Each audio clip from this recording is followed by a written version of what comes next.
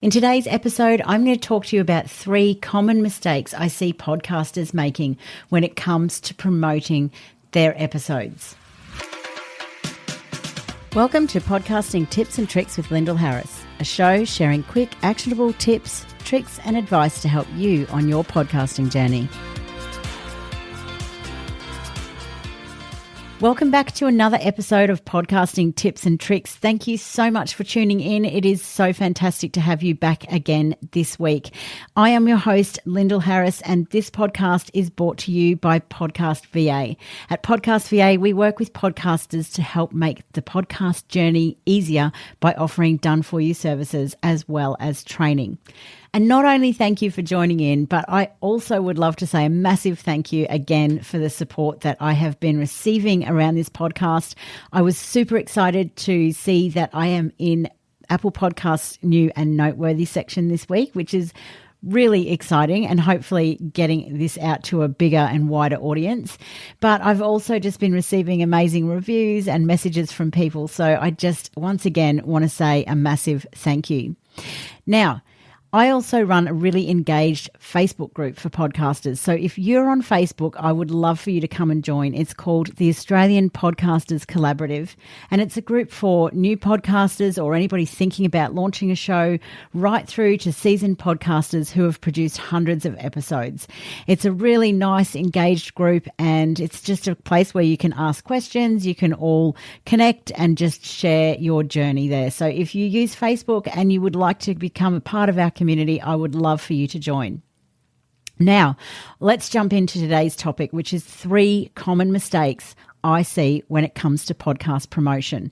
Now, we do all the work to make this podcast happen and you're creating the content, and yet it's really interesting how many people don't really put a lot of effort into promoting their shows. And I see that all the time over and over again. And so these are just 3 common mistakes I see people making. And I just wanted to touch on them and just give you a different view, I guess, of if this is something that you are doing. Perhaps it's an area you can improve, but also explain to you why it's probably not the best practice if you're looking to grow your show. So number 3 is promoting it once. All too often, I see podcasters promoting their episode or putting it out and publishing it and not even promoting it across their social channels or using other marketing means. So if you think about the statistic in Facebook, where is it about 1 or 2% of people see your posts from your Facebook page? If you're only posting your episode on your page the day it goes live, and 1 to 2% of those people are seeing your posts, then not that many people are actually seeing it in their feed.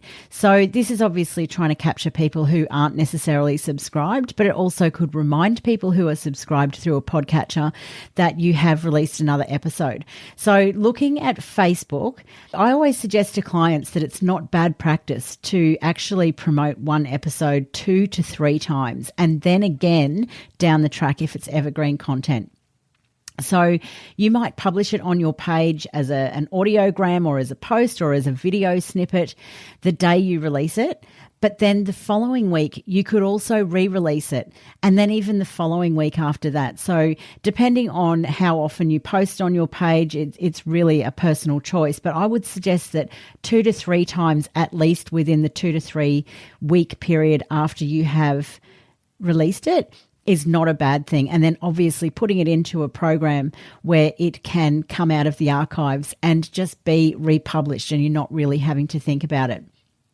Now, on platforms like LinkedIn, it is a little bit different. I wouldn't suggest promoting the same episode on there 3 times because it's just not, the people don't want to see it over and over again. On saying that, though, when you have got more episodes in the bag, I would definitely be going back and republishing old ones as well as your current ones. So for me, I wouldn't necessarily say I'd be promoting, my episode 4 the week it was released and then the next week and then the next week. But I certainly will be when I get more episodes in the bag personally. But for clients, releasing that episode that week, and then also possibly even a second one that's coming from the archives that's evergreen content.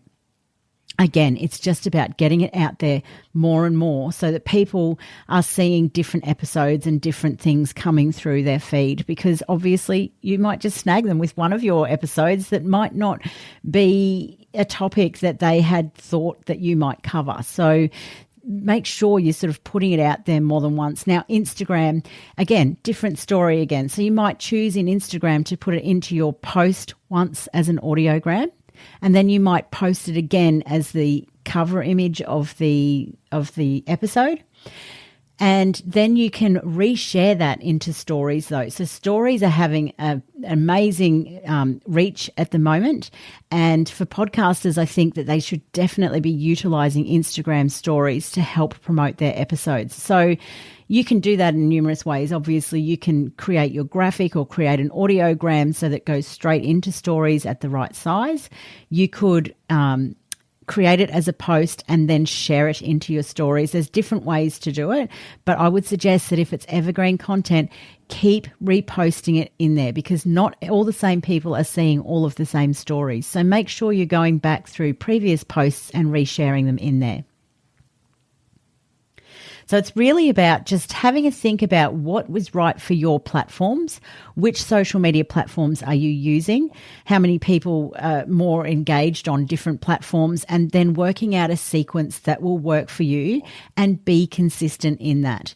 And if you use a scheduling program, then sometimes it might just be easier to schedule it for the day it goes live, schedule it for a week later, schedule it for 2 weeks later. And then when it's scheduled in there, you're not actually having to think about going and posting it each time you want it done. So it's kind of like a set and forget, and you know it's going to happen. So I really encourage you to share it more than once and really spread the word when you have released an episode.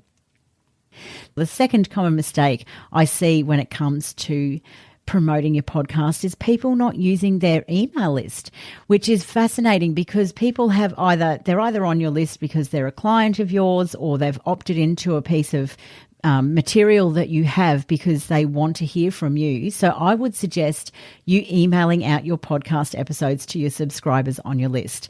Now, this can work differently depending on how often you want to email your list. Some people will actually email every week an episode goes live, so will the email marketing piece go out with that. Others might decide that that's too much and they don't want to bombard their audience, so they might decide to do it fortnightly or even monthly as part of a newsletter, where they can do a little summary or a little script about what each episode was that's been published that month, and putting a link back into that for them to go and listen to. And a really good quick hack there is you don't have to rewrite anything. You don't have to create a new email to actually send this out. You can just repurpose your show notes. So you might not put your full show notes in, and you might want to send them over to your website page where your show notes are hosted. But if you just take those few introductory bits or your dot points of what's included and then send them some links to the episodes, it just means that you're repurposing and not having to do a whole new thing again. But I really encourage you to make sure that you are emailing your listeners as well. I've actually, from my own experience, realized that there are people who are listening to my show by the email that I am sending them rather than subscribing through a podcatcher. So don't sort of rule out the people on your list in that way, because they may prefer to receive it that way than listen to podcasts through a particular podcatcher. So just be mindful of that. Now, on to number one. The biggest mistake I think people make when they're promoting their episodes is by sharing an Apple link.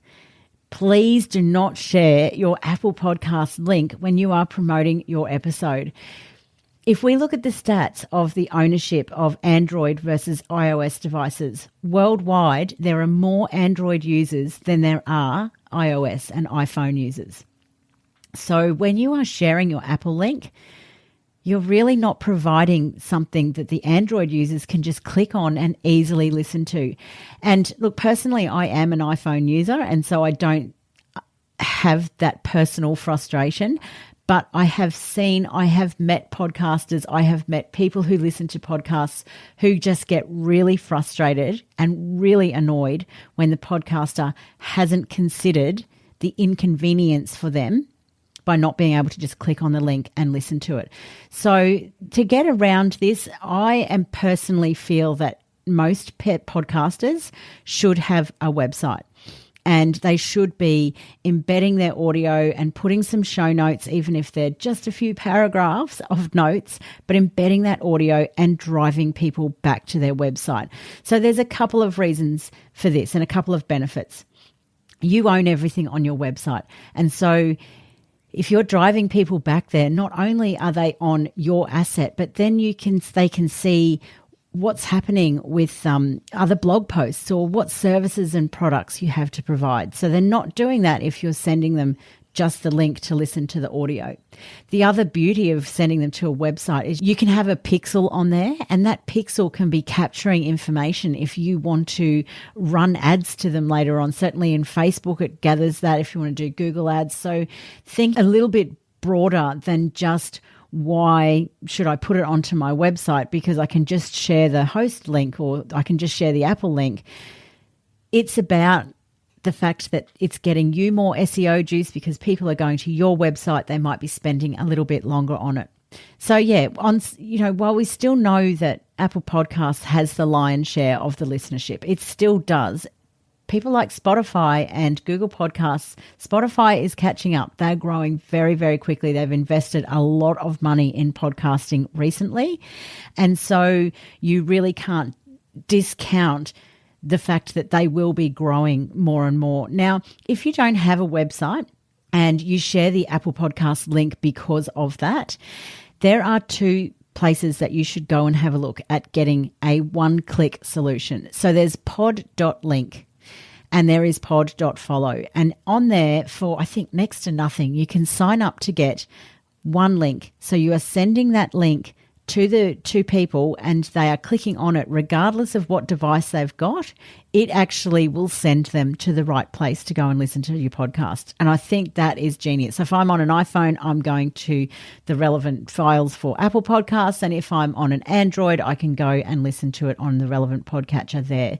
So if you are wanting to have that one-click solution, then I would suggest that you go and get that. And I know with pod.link is the one that I use for, I think it was about $10 a year. You can get one that is a personalized URL and you can customize it. So I really feel that if you don't want to share that website link, then you should go and get one of those links. Another alternative is to share the host page. So the host URL to send them back to. So if you're on Whooshkaa, it's sending them to the Whooshkaa page and playing the episode from there, or on Libsyn or wherever you are. I think it is really important to at least do that. That would probably be my least preferred option out of all the ones that I've just spoken about. But at the very least, you are not sharing your Apple link. So please, if you are sharing your Apple link anywhere, can you please reconsider and even going to look at the one link options? Or I have had people say to me, I actually do the Apple link and the Spotify link and a few different links. That is okay, I guess. But again, it's probably not best practice. And I think you could go and find the pod.link, pod.follow, and see if you can get a one-click solution for everybody so that you are not offending and you're not, as I say, I've heard on numerous occasions from people with Android devices that they just feel that they haven't been considered by the podcaster, and you don't want to turn people away for that reason. So they go and listen to content somewhere else. So just take everybody into consideration and share more than just that Apple link. So that is my 3 common mistakes I see when it comes around the podcast promotion. Just to recap them, number 3 was promoting it once and not republishing it and not repurposing, not really getting the message out there loud and clear that you have got new episodes. Number 2 was not emailing your email subscribers. And number 1 is only sharing an Apple Podcast link in your marketing. So hopefully that gives you some ideas of little tweaks that you might be able to make to improve your show. Now, if you would like to see the show notes for this episode or any of the other episodes, jump on over to my website at podcastva.com and click on podcast in the navigation bar and you will see all of the episodes listed there. And this week's review comes from Anna in Hampton. It says, I love that Australian voice, which made me feel right at home.